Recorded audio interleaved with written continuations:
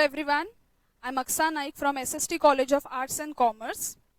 I'm going to teach you biology. I welcome you all to our very first class of biology.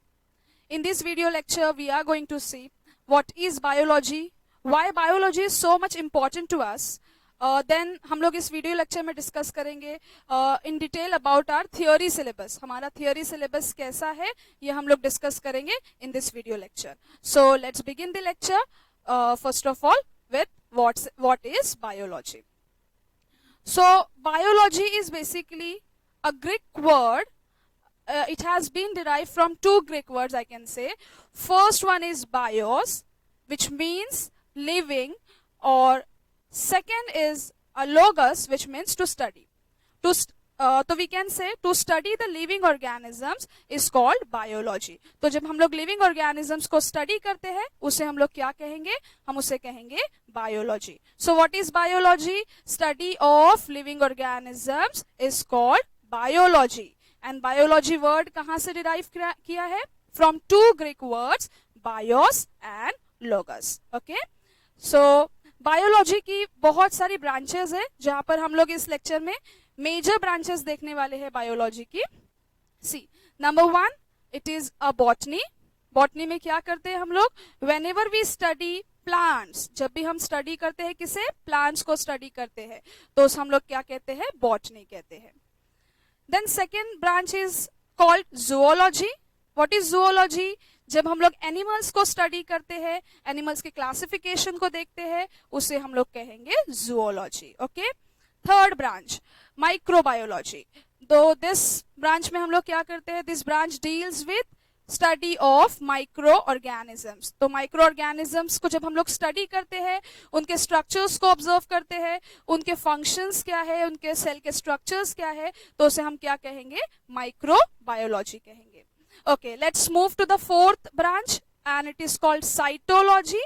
Cytology का मतलब क्या होता है? Study of cell. तो जब भी हम लिविंग क्रिएचर के सेल्स को स्टडी करेंगे, उनके सेल ऑर्गेनल्स को हम लोग स्टडी करेंगे, हम उसे क्या कहेंगे? Yes, will call them as cytology. Okay. And here we have the last branch which is called an ecology. And what is ecology?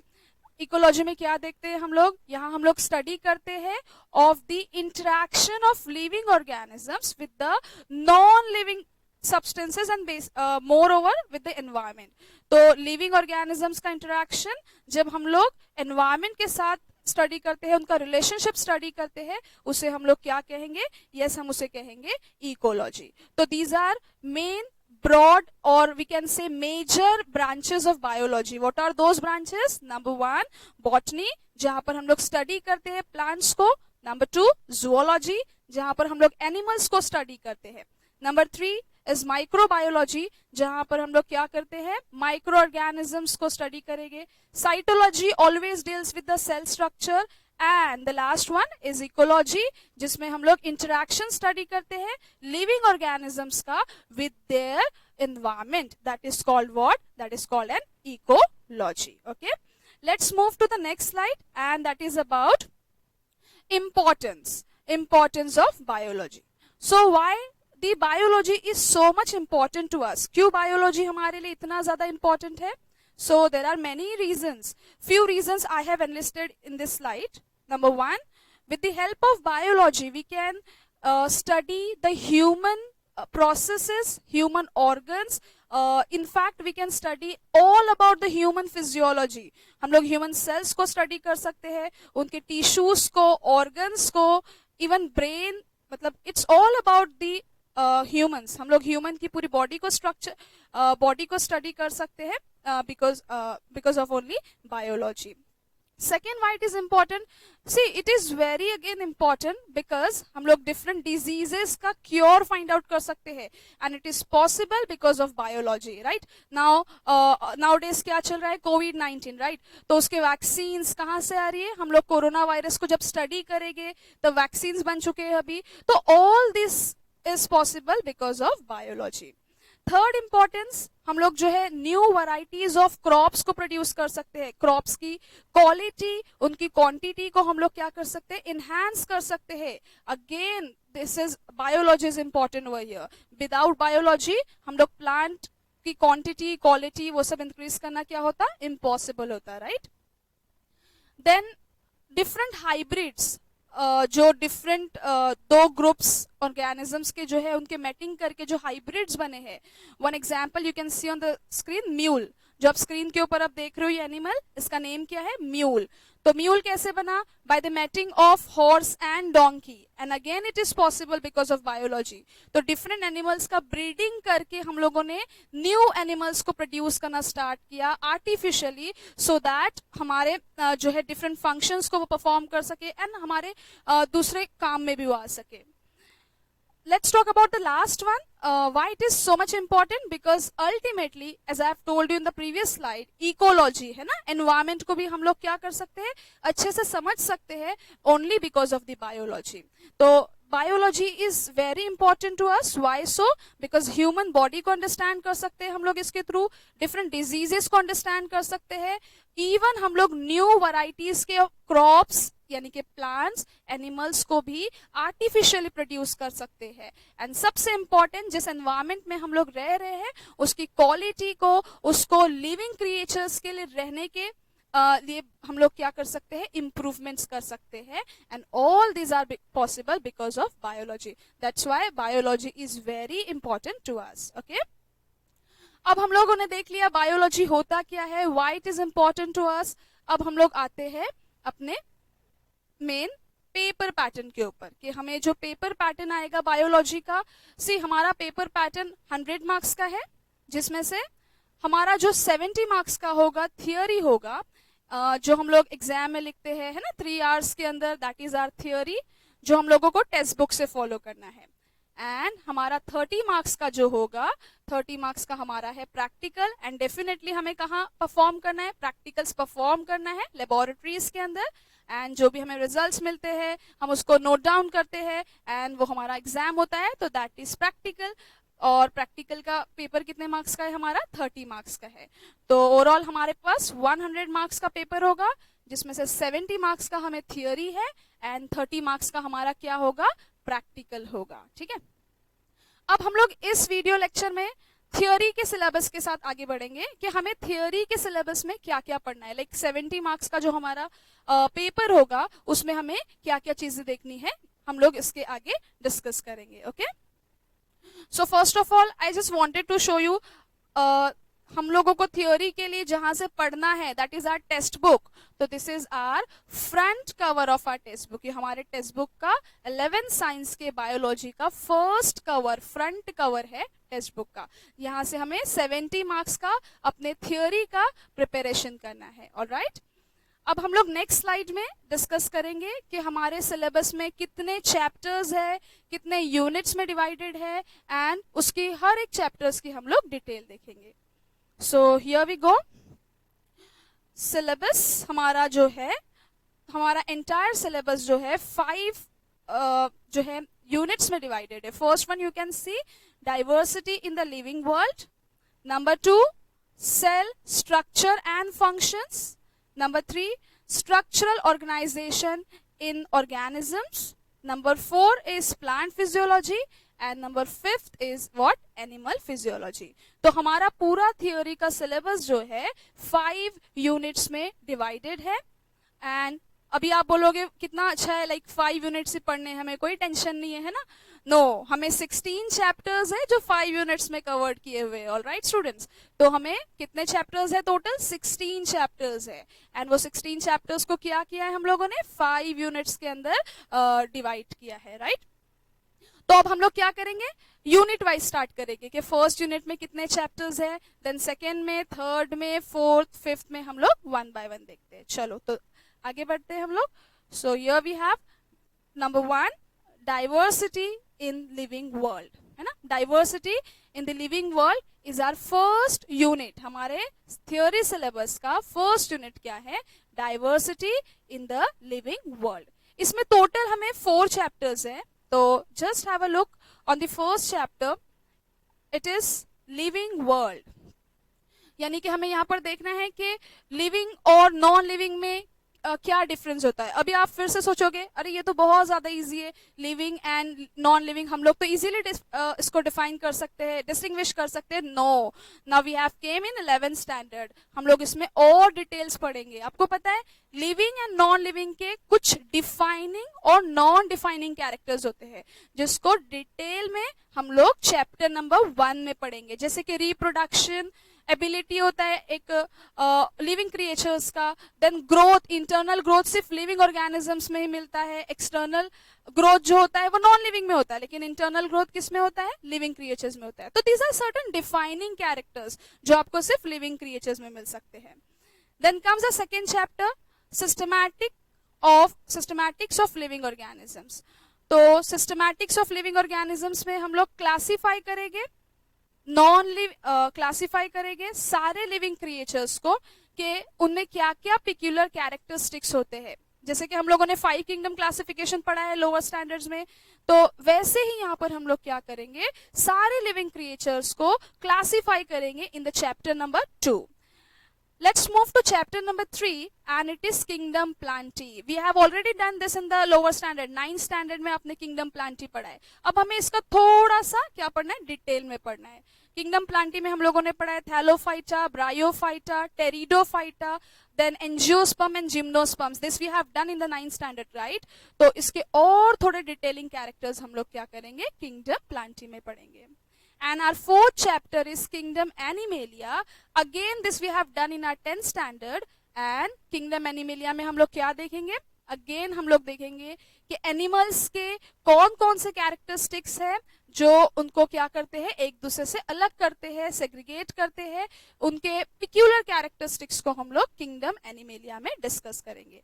तो ये हो गया हमारा यूनिट 1, जिसमें कितने चैप्टर्स है हमारे पास, yes we have 4 chapters in unit 1। Okay, so let's move to unit 2, and unit 2 is what, it's cell structure and functions. तो सेल स्ट्रक्चर एंड फंक्शंस में हमें अगेन हमें chapter number 5 comes into the unit 2, that is cell structure and organization। ये हमारा chapter है। देखिए इस unit में हमें पढ़ना क्या एग्जैक्टली, सारे के सारे सेल्स के स्ट्रक्चर्स पढ़ना है। इंटरनल ऑर्गेनल्स कौन से होते हैं, उनके वर्किंग सिस्टम्स क्या होते हैं, मैकेनिज्म क्या होते हैं, that we have to discuss in this unit. तो सेल स्ट्रक्चर एंड ऑर्गेनाइजेशन में अगेन हमें देखना है कि सेल ऑर्गेनल्स का जो डिस्ट्रीब्यूशन है, उनका वर्किंग सिस्टम कैसे होता है, and so on. Then biomolecules, the question comes in your brain के ये बायोमोलिक्यूल्स क्या होता है। सो बायोमोलिक्यूल्स क्या होते हैं, biomolecules are nothing but the substances. अभी आप इस सब्सटेंसेस से भी अवेयर हो, this are nothing but lipids, carbohydrates, then fats I can say। तो all these are biomolecules, and in biomolecules को हम लोगों ने अभी तक सुना है, अब हम इनके structures discuss करेंगे in this chapter। Okay, let's switch to the next chapter, that is a cell division। Again you have already done this chapter in your 10th standard, जहां पर हम लोगों ने माइटोसिस एंड मियोसिस पढ़ा था। Do you remember mitosis and meiosis? तो yes, हमारे body में सेल्स को ग्रो करने के लिए these are 2 important divisions। Mitosis somatic cells के लिए इंपॉर्टेंट है, एंड रिप्रोडक्टिव सेल्स के लिए कौन सा प्रोसेस इंपॉर्टेंट है, कौन सा सेल डिवीजन इंपॉर्टेंट है, मियोसिस इंपॉर्टेंट है। तो हम लोग इस चैप्टर में माइटोसिस मियोसिस के डिटेल स्टेप्स को डिस्कस करेंगे, ठीक है। तो that is unit number 2, cell structure and its functions. चलिए अब हम लोग थर्ड पे चलते हैं, यूनिट 3 पे, and our unit 3 is structural organization in organisms। तो structural organization in organisms में हमारे पास कौन से chapters है, चलो let's have a look on them। Number 1, plant tissue and anatomy। तो plant tissue, सबसे पहले what is tissue, टिश्यूज क्या होते हैं, व्हाट आर टिश्यूज? तो tissues are nothing but the group of cells. तो प्लांट्स के अंदर कौन से टिश्यूज है, एनाटॉमी मतलब उनके इंटरनल स्ट्रक्चर्स। तो उनके टिश्यूज मतलब जो प्लांट के टिश्यूज है उनको हम लोग उनके टाइप्स देखेंगे, एंड उनके जो इंटरनल स्ट्रक्चर्स है दैट मींस एनाटॉमी को हम लोग डिटेल में इस चैप्टर में डिस्कस करेंगे।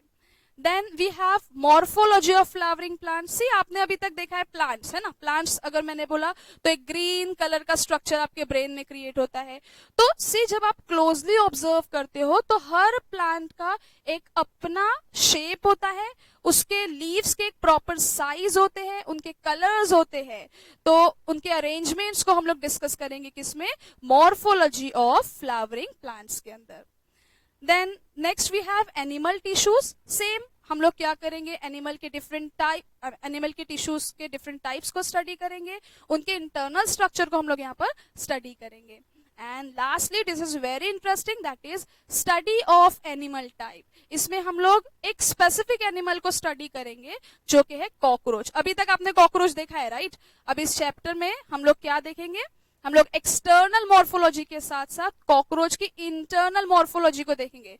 जैसे आपके बर्थडे केक से कॉकरोच कैसे खाएगा आपका cake, that we are going to see in this chapter. Okay, तो डाइजेस्टिव सिस्टम ऑफ कॉकरोच, फिर नर्वस सिस्टम, कॉकरोच के पास भी ब्रेन होता है वैसे, देन उसका एक्सक्रीटरी सिस्टम, रिप्रोडक्टिव सिस्टम, इन सबको हम लोग इस चैप्टर में डिस्कस करेंगे। तो ये हो गया हमारा unit 3। Let's switch to unit 4। So हमारा यूनिट 4 जो है it is plant physiology. Plant physiology में हमारे पास 2 चैप्टर्स हैं। Number 1 is photosynthesis. Again what is photosynthesis, sun का एनर्जी ट्रैप करेगा, सन का लाइट ट्रैप करेगा कौन, ग्रीन लीव्स का क्लोरोप्लास्ट, एंड क्या बनाएगा, कार्बोहाइड्रेट फूड बनाएगा। तो इसका मैकेनिज्म कैसे होता है, कैसे ये ट्रैप करता है इन सारी चीजों को, ये हम लोग देखेंगे फोटोसिंथेसिस में। Then comes respiration. अब जो फूड उसने बनाया है उसको वो कैसे यूटिलाइज करेगा, फूड को कैसे यूटिलाइज करेगा, मीन्स कैसे एनर्जी बनाएगा उस फूड से, उसको हम लोग देखेंगे in the respiration and energy transfer. तो देखो चैप्टर नंबर जो 12 है, जो यूनिट 4 का चैप्टर नंबर 12 है, फोटोसिंथेसिस में हम लोगों ने क्या देखा, प्लांट्स कैसा कार्बोहाइड्रेट फूड बना रहा है, एंड रेस्पिरेशन में जो उसने फूड बनाया है उसका एनर्जी कैसे बनेगा, ये हम लोग रेस्पिरेशन में डिस्कस करेंगे। इसके डिफरेंट साइकिल्स वी हैव जो हम लोग डिटेल में देखेंगे इन दोनों चैप्टर्स में।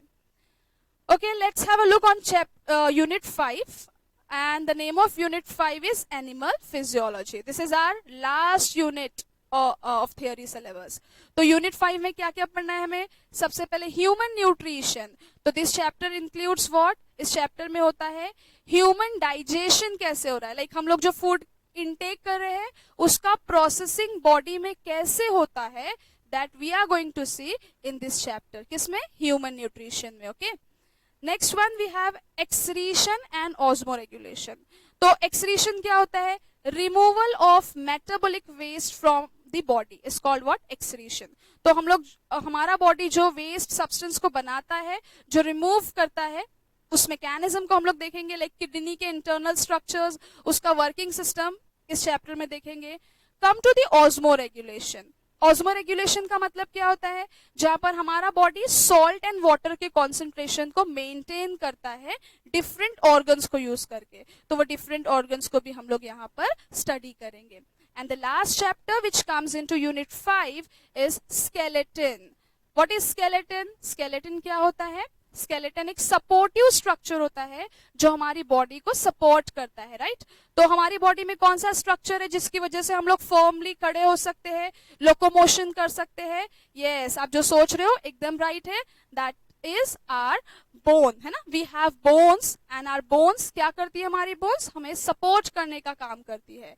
तो हम लोग डिटेल में बोन्स के स्ट्रक्चर को, उनके फंक्शंस को, उनके लोकेशन को स्टडी करेंगे स्केलेटन वाले चैप्टर में। ओके, तो हम लोगों ने अभी तक क्या डिस्कस किया, हम लोगों ने 5 यूनिट्स देखे अपने सिलेबस के, जिसमें टोटल 16 चैप्टर्स हम लोगों ने कवर किए। ओके, तो ओवरऑल इस वीडियो लेक्चर में हम लोगों ने क्या क्या देखा आज, what is biology, what are the important different branches of biology हम लोगों ने डिस्कस किया, why biology is important to us. Then हम लोगों ने हमारा पेपर पैटर्न डिस्कस किया जो 100 मार्क्स का था।